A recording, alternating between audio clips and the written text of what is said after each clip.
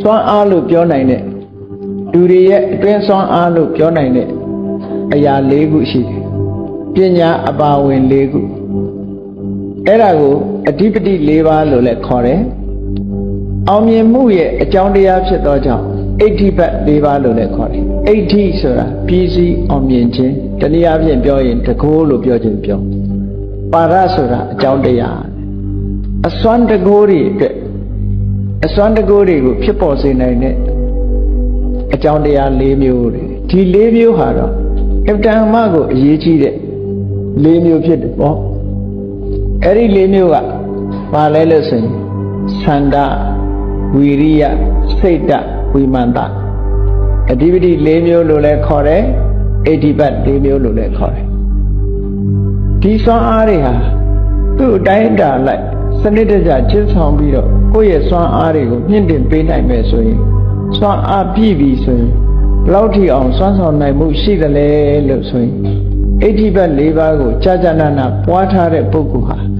မသေးခြင်းသေးဘူးဆိုတောင်မှအသက်ကိုဆွဲဆန့်ထားလို့ရနိုင်တဲ့စွမ်းအားရအကျိုးကျေးဇူးကိုခံစားရတယ်ဒါကမြတ်စွာဘုရားကဟောထားခဲ့တဲ့စကားတစ်ခုနော်ဥပမာတစ်ခုပြောပြမြတ်စွာဘုရားဟာတက်တော်80တဲ့ရောက်လာပြီးတဲ့နောက်တက်တော်80ပြည့်ဖို့10လအလိုမှဘာဖြစ်လဲဝေလူဝဆိုတဲ့ရွာလေးကိုဝါကတ်တယ်ဝါဆိုဥကာလမှာအဲ့ဒီမှာဝါဆိုပြီးတော့မြတ်စွာဘုရားဝါကတ်တဲ့အခါဘုရားဝါကတ်ပြီးတဲ့အချိန်ဘာဖြစ်လာလဲဆိုအင်တမပြင်းထန်တဲ့ယောဂဝေဒနာဆွဲကလာခန္ဓာကိုယ်ရထားတဲ့ပုဂ္ဂိုလ်တိုင်းပုဂ္ဂိုလ်တိုင်းဟာမရှောင်လွဲနိုင်ဘူးမြတ်စွာဘုရားတန်ထာဝရကျမ်းမာတာမဟုတ်ဘူးခန္ဓာကိုယ်ရထားသည့်အတွက်ကြောင့်ယောဂဝေဒနာဖြစ်တယ်တက်တော်အရွယ်ကလည်းပဲ80တဲ့ရောက်နေပြီယောဂကအမတန်မှပြင်းထန်တယ်တာမန်ပုဂ္ဂိုလ်ဆိုလို့ရှိရင်အဲ့ဒီယောဂဖြစ်တာဟာဗမာသေးပြောတဲ့စကားနဲ့ပြောရင်ဒီတောင်ကမကြော်နိုင်တော့ဘူးဆိုအနေထားမျိုးပေါ့နော်စာပေလို့ပြောမယ်ဆိုလို့ရှိရင်မာရဏန္တိကလေသေခြင်းနာကတ်သွားတဲ့ယောဂသို့မဟုတ်သေမအဆုံးသတ်မဲ့ယောဂလို့ဒီလိုဆိုတာပေါ့မြတ်စွာဘုရားဟာပြိဋိဘံစံမှုဒီတက်တော်80ပြည့်ဖို့10လအလိုမှာယောဂအကြီးကျယ်ဖြစ်တယ်အဲ့ဒီယောဂအကြီးကျယ်ဖြစ်တဲ့အခါမြတ်စွာဘုရားမှာလုပ်ငန်းတစ်ခုကျန်နေတယ်ဘာလုပ်ငန်းလဲလို့ဆိုရင်နောက်ဆုံးတရားဟောပြီးတော့ကျွတ်တန်းဝင်စေရမယ်သူပ္ပတ္ထဆိုတဲ့ပြပိုက်ကြီးအတွက်မြတ်စွာဘုရားချွတ်เสียရှိသေးတယ်ပေါ့အဲ့တော့ဒီအချိန်မှာသူပ္ပတ္ထကိုသွားတရားဟောလို့ရမလားလို့ဆိုမရသေးဘူးမရဘူးဆိုတာဘယ်အရာပဲဖြစ်ဖြစ်အချိန်တန်မှဖြစ်တယ်တရေပင်တောင်မှပဲဒီကနေ့ပွင့်ပြီးတော့လက်ဖြင့်ကတီးခိုင်းလို့ရပါမလားမရဘူးခဏတီးတဲ့အသီးလေးကိုလက်ဖြင့်ကအမှဲ့စားခြင်းလို့အမှဲ့ခိုင်းလို့ရောရမလားအချိန်ဆိုတာရှိတယ်နော်အဲ့ဒါကြောင့်မို့လို့သုဘတ္တပြပိုက်ကြီးဟာ10လလောက်စောင့်မှသူ့ရဲ့အသိဉာဏ်တွေဘာတွေကရင့်ကျက်မှာအဲ့တော့မြတ်စွာဘုရားအနေနဲ့ကအလုပ်တစ်ခုကြံနေတယ်လုပ်တစ်ခုကြံလို့အကယ်၍သာမြတ်စွာဘုရားကစိတ်အားတွေလျှော့လိုက်မယ်ဆိုလို့ရှိရင်စောပြီးတော့ပြိဋိဘံစံသွားနိုင်ဒါရှင်အာနန္ဒာကိုမြတ်စွာဘုရားကပွင့်ပွင့်လင်းလင်းလည်းပြောထားတာနော်အဲ့ဒီမှာမြတ်စွာဘုရားကဘာလုပ်လဲဆိုအာယုသင်္ခါရဖလသမဘတ်လို့ခေါ်တယ်အသက်ကိုပြုပြင်ထိမ့်သိမ်းထားတဲ့ဖလသမဘတ်မျိုးကိုဝင်စားတယ်အခုကလူတွေကလမ်းမှာမသေးအောင်လို့ဆိုပြီးဆိုလူကုတ်တဲ့ဆေးထိုးသလိုပေါ့ဗျာနော်ထိုးပေးလိုက်တာအဲ့ဒါမျိုးလို့မြတ်စွာဘုရားကျတော့စိတ်ဆွမ်းအားနဲ့ပြန်ထိမ့်အဲ့ဒီယောဂဝေဒနာကိုအာယုသင်္ခါရဖလသမဘတ်ဆိုတာအမြဲတမ်းအစွမ်းထက်တဲ့ဖလသမဘတ်ဖလသမဘတ်ဝင်စားတာရိုးရိုးလဲဝင်စားနေကြပဲသို့တော်ဒီအာယုသင်္ခါရဖလသမဘတ်ကျတော့အသေးစိတ်တရားတွေကိုဆင်ခြင်သုံးသပ်ပြီးတော့မှဝင်စားလို့ရတဲ့ဖလသမဘတ်မျိုးခါတိုင်းရိုးရဝင်စားတဲ့ဖလသမဘတ်မဟုတ်ဘူးအာယုသင်္ခါရဖလသမဘတ်တက်တန်းကိုဒီပြုပြင်ထိမ့်သိမ့်တဲ့ဖလသမဘတ်ဝင်စားလိုက်တာအဲ့ဒီသမဘတ်လည်းဝင်စားပြီးရော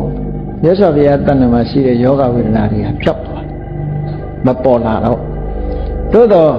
ဘယ်တိုင်းထာထိအောင်မြတ်စွာဘုရားကတ်တပ်ပြီးဝင်စားတယ်လဲလို့ဆိုရင်10လအတွင်းတော့ဒီယောဂခေါင်းပြူမလာတော့သို့တော့အရှင်းပြောက်သွားတာလားလို့ဆိုအရှင်းပြောက်တာတော့မဟုတ်ဘူးယောဂဝေဒနာလုံးဝပျောက်ခင်းသွားတယ်အဲ့ဒါကြောင့်မို့လို့ရှင်အာနန္ဒာကိုမြတ်စွာဘုရားကမေးတဲ့အခါမိတ်တဲ့အခါမှာအာနန္ဒာတဲ့ဣဋ္ဌိပတ်၄ပါးဆိုတဲ့သန္တာဝိရိယစိတ်တဝိမာန်တဒီတရားတွေကိုငါဟာကြာကြာနာနာပွားထားပြီးသားဖြစ်တယ်ဒီတရားတွေကိုယ်တဏ္ဍမှာပြည့်ပြည့်စုံအောင်ထိတ်တန်းရောက်အောင်ပွားထားတဲ့ပုဂ္ဂိုလ်တယောက်ဟာတက်တန်းစိတ်အောင်နေလို့ရတယ်တက်တန်းစိတ်အောင်လို့ဆိုဒီမှာဘုန်းကြီးတို့ငယ်ငယ်တုန်းကတော့နားမလည်ခဲ့ဘူးပေါ့ဒီစကားကိုအာယုကပ္ပဆိုတဲ့စကားလုံးကိုမြတ်စွာဘုရားသုံးတော့ကြာဘူးနာဝနဲ့ရှင်အာနန္ဒာကသာတောင်းပန်လိုက်ပဲဆိုရင်တို့ဖျားဖူးခွင့်ရမှာပဲလို့စိတ်ကဒီလိုအောင်းမိခဲ့ဘူးတယ်ငယ်ငယ်တော့ရှင်အာနန္ဒာမတောင်းပန်လို့ရှင်အာနန္ဒာတောင်းပန်မယ်ဆိုရင်ဖျားဟာဒီနေ့ထီအောင်တက်ထင်ရှားရှိနေမှာပဲလို့ငယ်ငယ်တော့အဲ့လိုထင်ခဲ့တယ်တကယ်တော့အဲ့ဒီအထင်မှားနေအာယုကပ္ပဆိုဒီမှာမြတ်စွာဘုရားပွင့်တဲ့တက်တန်းဟာတရားတန်းတရားဟာတက်တော်80ပဲရှိသေးတယ်ဆိုလိုတာကအသက်တရားပြည့်အောင်နေလို့ရတယ်သို့မဟုတ်တရားကျော်အောင်နေလို့ရတယ်ဒီလိုဆိုလိုတာမြတ်စွာဘုရားနော်အဲ့တော့ရှင်အာနန္ဒာကိုမြတ်စွာဘုရားကဟောဒီဣဋ္ဌိပတ်၄ပါးကိုငါကြာကြာနာနာပွားထားပြီးသားဖြစ်တယ်ဒါကြောင့်မို့အာယုကတက်တန်းကျော်သည်ထိအောင်တက်တန်းစိတ်အောင်လည်းနေနိုင်တယ်တက်တန်းကျော်သည်ထိအောင်လည်းနေလို့ရတယ်လို့ရှင်အာနန္ဒာကိုမြတ်စွာဘုရားကစကားရိပ်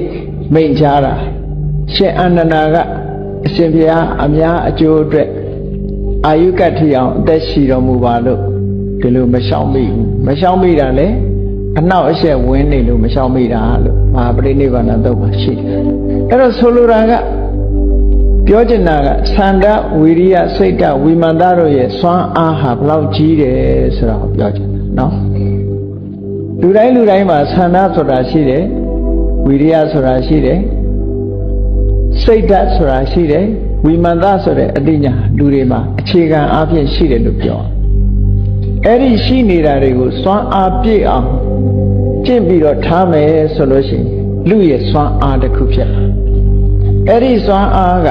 အောင်မြင်ကြီးပွားဖို့အတွက်များစွာအထောက်အကူဖြစ်စေနိုင်တယ်အလုံးကြားဖို့ကြနိုင်မယ်ဘယ်ကိစ္စပဲဖြစ်ဖြစ်နံပါတ်1အောင်မြင်ခြင်းနဲ့ဆန္ဒဒါရှိရအခုလည်းကြည့်လေအခုသာသနာရခိတအသင်းတွေဘာလို့ဖွဲ့တယ်ဆိုတာပတ်ကျင်တဲ့ဆန္ဒဘာသာသာသနာကိစ္စအတွက်လှုပ်ချင်တဲ့ဆန္ဒဆိုတာအရင်လာတာပဲလာသည့်အတွက်ကြောင့်ဖွဲ့ပြီးသားဖြစ်တယ်ဟောတရားပွဲတွေကျင်းပနိုင်တယ်လုပ်နိုင်ကိုင်နိုင်တယ်ဆိုတော့ဒါတွေဟာဆန္ဒကစတင်လာတဲ့အရာတွေပဲဖြစ်တယ်ပေါ့ဒါကြောင့်မို့အရေးကြီးဆုံးကနံပါတ်1ကဖြစ်ချင်တဲ့ဆန္ဒလုပ်ချင်တဲ့ဆန္ဒဘာသာသာသနာအတွက်ကြီးပွားအောင်လုပ်မယ်လို့ဆိုတဲ့စိတ်ဆန္ဒဒီဆန္ဒရဲ့စွမ်းဆောင်မှုလို့ဒီလိုပြောတာဒါဖြင့်ဆန္ဒရှိနေုံနဲ့ဖြစ်သလားလို့ဆိုမြတ်စွာဘုရားကအကုန်ဘက်ဆုံးအောင်ဟောထားတာဆန္ဒရှိုံနဲ့မဖြစ်ဘူးဆိုပြီးတော့ဝိရိယဆန္ဒရှိတဲ့အတိုင်းလုပ်ဖို့လိုတယ်ကြိုးစားအဲ့ဒါလို့လုပ်ပြီးဆိုတဲ့အခါမှာဘယ်လုပ်မယ်လုပ်အလွယ်တကူချောချောမောမောနဲ့အောင်မြင်သွားတယ်ဆိုတာမရှိဘူးဒါအလုံးလုပ်ဖူးတဲ့ပုဂ္ဂိုလ်တိုင်းသိတယ်ဘယ်ကိစ္စပဲလုပ်အဖူးအထစ်အခက်အခဲဆိုတာကြော်ရတာကြီးပဲအကောင်းအဲ့ဒီလိုအခက်အခဲတွေကြော်ဖို့ရတဲ့ဘာလို့တော့ဆိုစိတ်ထကြံ့ခိုင်ဖို့မြတ်စွာဘုရားအမြဲတမ်းထောင်းစီအောင်ဟောထားတာ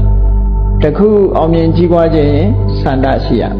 ရှိတဲ့အတိုင်းကြိုးစားရမယ်ခက်ခဲတွေ့လာလို့ရှင်စိတ်ထကြံ့ခိုင်ရမယ်ဟော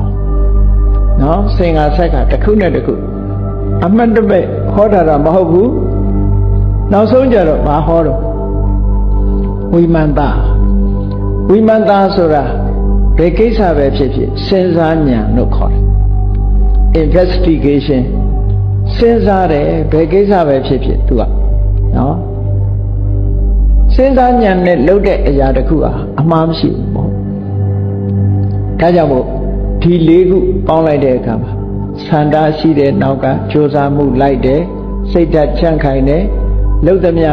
အသိဉာဏ်နဲ့ဥဆောင်ပြီးတော့လှုပ်တယ်လို့ဆိုတဲ့အခါဘယ်မှလည်းမအောင်မြင်ပဲရှိမလဲ